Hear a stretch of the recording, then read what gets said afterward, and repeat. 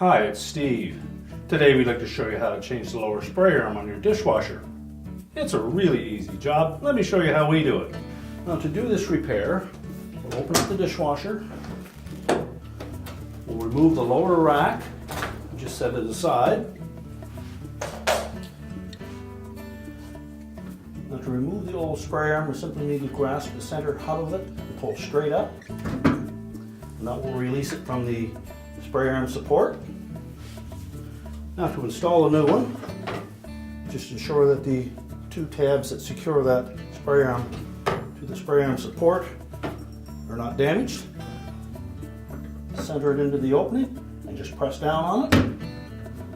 Make sure it turns freely. We can then put our lower dish rack back in place.